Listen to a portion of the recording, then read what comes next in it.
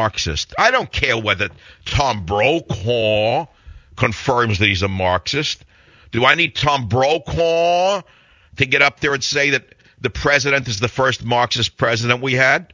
No, Tom Brokaw needs me to tell him what's going on, since he never knew what was going on. He always was a good-looking paid stooge with a loud voice. Okay? And I'm telling you, by Obama's associates, by his policies, by his history, by his education, he's our first communist president.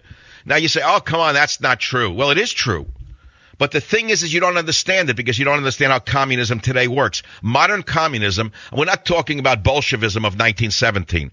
We're talking about Fabian socialism, if you want to put it in a literary, intellectual phraseology that might be palatable to you. If you're on a Jeroboam of Bordeaux. If you're on a Jeroboam of Bordeaux, maybe you can tolerate a right-winger like Michael Savage with 28 published books to his name, with 6 New York Times bestsellers in a row, including a novel that hit number 3 on the New York Times list without your help. That's right, 6 in a row. Do you know any other writer in America who's had 6 New York Times bestsellers in a row? I did. And the reason I'm telling it to you is so you get off your high horse and you start understanding there's a bigger world than you and your friends. And I'm telling you something. I don't need Tom Brokaw or anybody in the media to tell me what's going on. They need me to tell them what's going on because I more clearly see what's going on than anybody in the United States of America.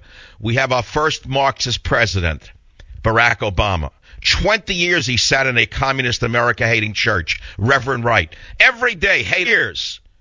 You tell him he didn't go in, he's like a sponge, him and Michelle. Then all of a sudden they give him a whole new image. And with a little help from his brainwashed friends in the media, suddenly we're supposed to believe that he dropped all of his past. He didn't drop his past. He's just he went as quickly as he could in the first 2.5 years. Then he backed off when he knew an election was coming. And suddenly you saw a new Obama for about 6 months. He was Mr. Compromise, but he really didn't compromise, did he? He did some other horrible, dastardly things to this country. He has decimated NASA. He has destroyed the military. I'll go down the list if you want. Or if you'd rather I not say it to you because you're pained right now, go read Trickle Down Tyranny or Trickle Up Poverty. I'm sure you could find it in your bookstore.